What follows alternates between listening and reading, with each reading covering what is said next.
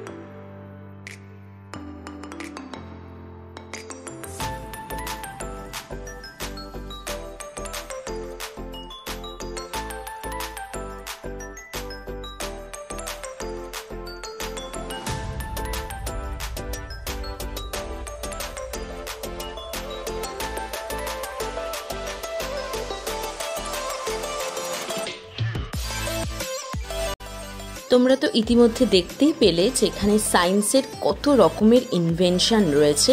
তো আমরা তো এইখানে খুব মজা করেছি এবং আমি, রিয়াঙ্কা আর প্রিয়াঙ্কা দি তো পুরো মিউজিয়ামটা ঘুরে দেখেছি। তো আমাদের তো ভীষণ ভালো লেগেছে। আমরা যতটুকু পেরেছি আপনাদের সঙ্গে সেটা শেয়ার করার চেষ্টা করেছি। তো এখনও অনেক কিছু মজা আপনাদের জন্য অপেক্ষা করছে। পুরো ভিডিওটা আমার সাথে অবশ্যই শেষ পর্যন্ত থাকতে হবে।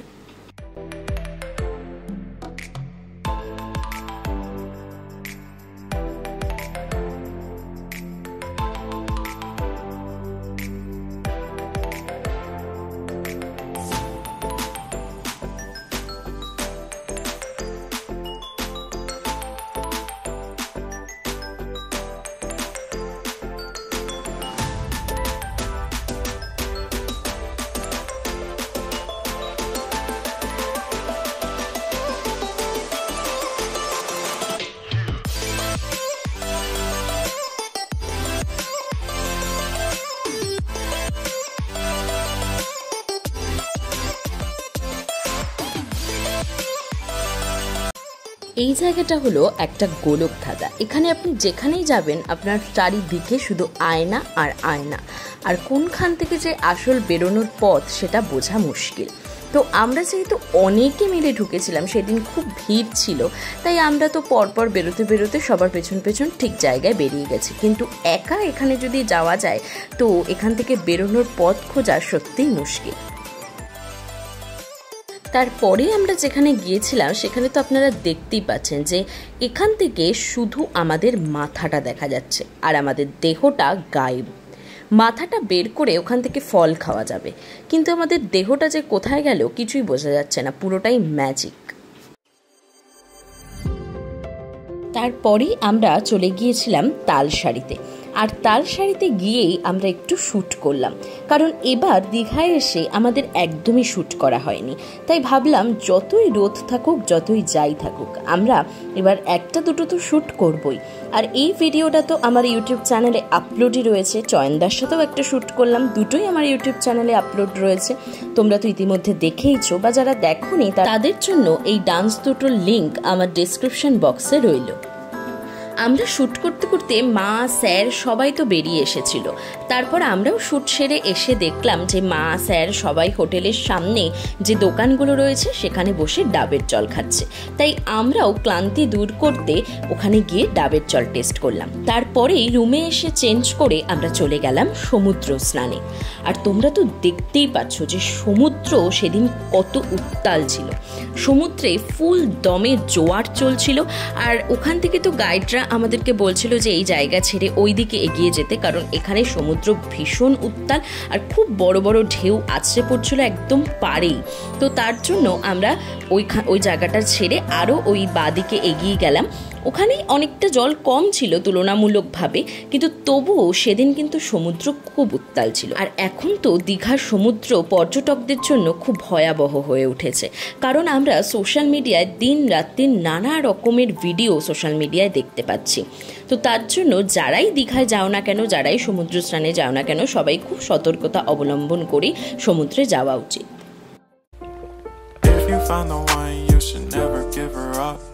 I think it's the way life changes when in love, yeah. I surround my soul with the positivity.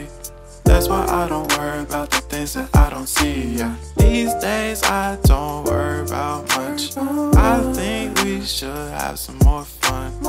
I still dream about the days when we were young. I'll take a hit and still finish in one, yeah, yeah. Oh, oh, oh, oh. Memory lane isn't that too far away from our hearts, yeah, yeah. The ones we keep close, we should never let go. So tell me who you love, baby. Take a moment to unwind, fix yourself and realign yourself with the world, baby.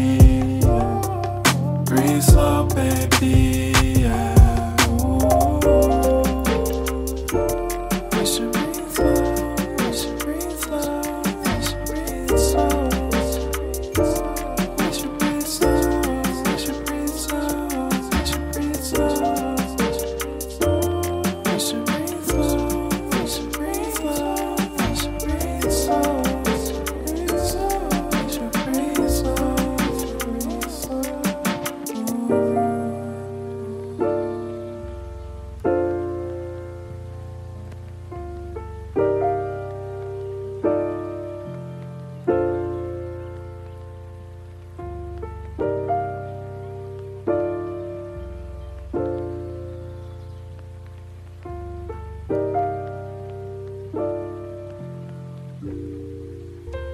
সমুদ্র স্নান সেরে এবার হোটেলে ফেরার পালা।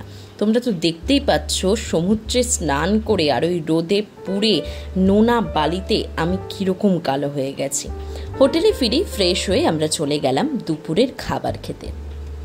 দুপুরের মেনুতে ছিল ভাত, ডাল, আলু ভাজা, পটল আলুর তরকারি, বড় বড় গলদা চিংড়ি আর পমফ্রেট মাছ, আর তার সাথে স্যালাড তো ছিলই, আর শেষ পাতে চাটনি, পাঁপড়, মিষ্টি আর আইসক্রিম। আর তোমরা তো দেখতেই পাচ্ছ চিংড়ি মাছগুলো কতটা বড়, আর দেখতেও যেমন খেতেও তেমন, একদম দারুণ খেতে। আর তার সাথে পমফ্রেট মাছটাও তো দারুণ। দুপুরের খাবার সেরে একটা জবরদস্ত ঘুম দিয়ে আমরা সন্ধ্যাবেলায় উঠেই রেডি হয়ে বেরিয়ে পড়লাম 70 শো দেখার উদ্দেশ্যে। গিয়ে শুনি যে সেই স্লটটা পুরো বুক হয়ে গিয়েছে, আর তার পরের যে স্লটটা সেটা 8:20 থেকে। তো আমরা আগে থেকে 8:20 স্লটটা বুক করে আসলাম। আর আমাদের পরে আরেকটা স্লট ছিল, সেটাই ছিল আজকের দিনের লাস্ট স্লট। তো স্লট বুক করে টিকিট নিয়ে আমরা যতক্ষণ সময় আমাদের হাতে বেঁচে ছিল ততক্ষণে আমরা একটু ঢেউসাগর পার্ক থেকে ঘুরে আসলাম। তোমরা তো দেখতেই পাচ্ছ ঢেউসাগর পার্কটা কতটা সুন্দর। আর আমি আগে যখন দীঘায় এসেছি তখন এগুলো কিছুই ছিল না। অনেক বছর পর এই আবার দীঘায় আসলাম, তো অনেক কিছু নতুন নতুন জিনিস তৈরি হয়েছে যেগুলো খুবই সুন্দর। আর ঢেউসাগর পার্কটাও আমরা ঘুরলাম, আমাদের দারুণ লাগলো। যদিও হাতে সময় একদমই কম ছিল, তো আমরা খুব তাড়াতাড়ি সবটা ঘুরেছি, কোনো জায়গায় দাঁড়ানোর মতো সময় পাইনি, কিন্তু তবুও আমরা যেটুকু ঘুরেছি খুব ভালো লেগেছে।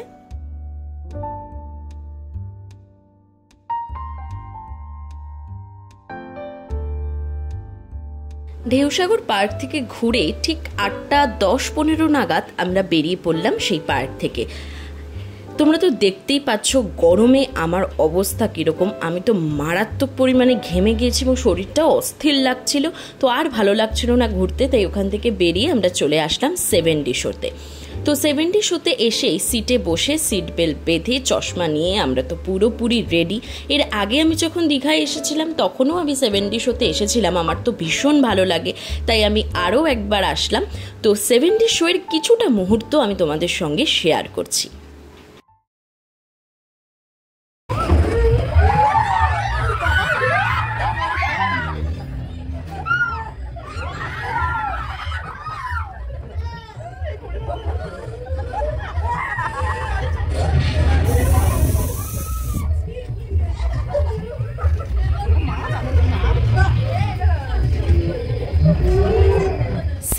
শোটা ওখানে বসে দেখা আর চশমা দিয়ে দেখায় যতটা ভালো লাগবে, যতটা সুন্দর এক্সপিরিয়েন্স হবে, সেটা কিন্তু ভিডিওতে দেখে একদমই বোঝা যাবে না। তাই যারা দীঘায় যাবে তারা একবার অন্তত এই 7D শোটা ট্রাই করবে, যেটা দীঘায় যে জাহাজ বাড়ি সেখানে হয়। তো ওখান থেকে বেরিয়ে আমরা চলে আসলাম একটু সমুদ্রের পাড়ে।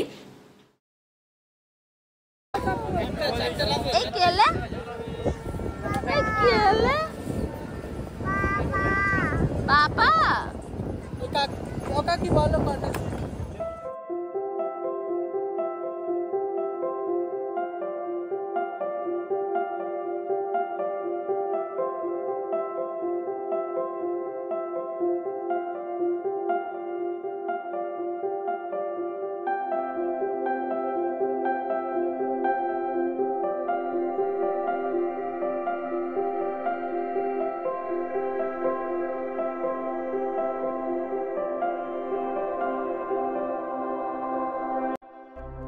তারপরেই আমরা হোটেলে ফিরে ফ্রেশ হয়ে বসে পড়লাম রাতের ডিনার করতে।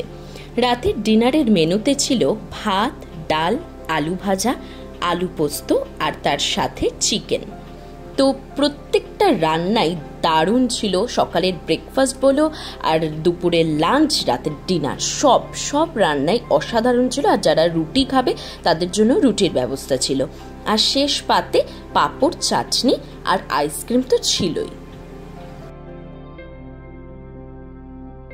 রাতের ডিনার করে সেদিনের মতো ঘুমিয়ে পড়েছিলাম। তারপরেই আমরা চলে এলাম দীঘার তৃতীয় দিনে। সকালবেলায় উঠেই আমরা ফ্রেশ হয়ে চলে গিয়েছিলাম সুইমিং পুলে। সেদিনের আর সুইমিং পুলের ভিডিওটা তোমাদের সঙ্গে শেয়ার করা হয়নি। তো সকালবেলায় স্যাররা গিয়েছিল ব্রেকফাস্ট করতে বুফেতে, কিন্তু আমরা আর সেখানে যেতে পারিনি, তাই আমাদের ব্রেকফাস্টটা রুমেই দিয়ে গিয়েছিল। তো সেই দিনের ব্রেকফাস্টও অনেক মেনু ছিল, কিন্তু আমাদের রুমে যেটা দেওয়া হয়েছিল চা আর তার সাথে লুচি, ঘুগনি, পাস্তা, বয়েলড এগ, ডিম toast and bread butter toast. Breakfast করেই এবারের মতো দীঘাকে টাটা বলে আমরা বেরিয়ে পড়েছিলাম বাড়ির উদ্দেশ্যে। তো আমাদের এই যে হোটেল সিগাল, এর কন্ট্যাক্ট নাম্বার তো ডেসক্রিপশন বক্সে থাকবেই। এই হোটেলের রুম যেমন ভালো, লাক্সারি হোটেল, এবং তার সাথে প্রত্যেকটা স্টাফেদের ব্যবহারও খুব ভালো। আর খাওয়া দাওয়া নিয়ে তো কোনো কথাই হবে না। তো তোমরা যারা চাও যে দীঘায় এসে এই হোটেলে থাকতে, তারা অবশ্যই এখানে থাকতে পারো। তার জন্য ডেসক্রিপশন বক্সে নাম্বার থাকবে। আর যারা আমার পার্ট 1 এখনও দেখোনি, পার্ট 1-এর সমস্ত রুমের ডেসক্রিপশন সব কিছু রয়েছে, তারা ডেসক্রিপশন বক্স থেকে পার্ট 1-এর লিঙ্ক থেকে পার্ট 1টা গিয়ে দেখে আসবে। তো তারপরেই আমরা চলে গিয়েছিলাম আমাদের পরম প্রেমময় শ্রী শ্রী অনুকূল চন্দ্র ঠাকুরের আশ্রমে। তো ঠাকুরের আশ্রমটা তো তোমরা দেখতেই পাচ্ছ কতটা সুন্দর, শান্ত, স্নিগ্ধ পরিবেশের মধ্যে তৈরি। সেখানে গিয়ে একটা আলাদাই শান্তি লাগবে।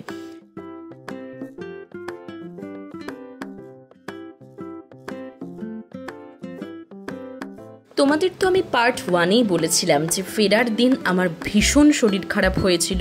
তো তোমরা আর কিছুক্ষণের মধ্যেই দেখতে পারবে আমার অবস্থা। আমি সারা রাস্তা বমি করতে করতে এসেছি আর আমার মারাত্মক শরীর খারাপ হয়েছিল।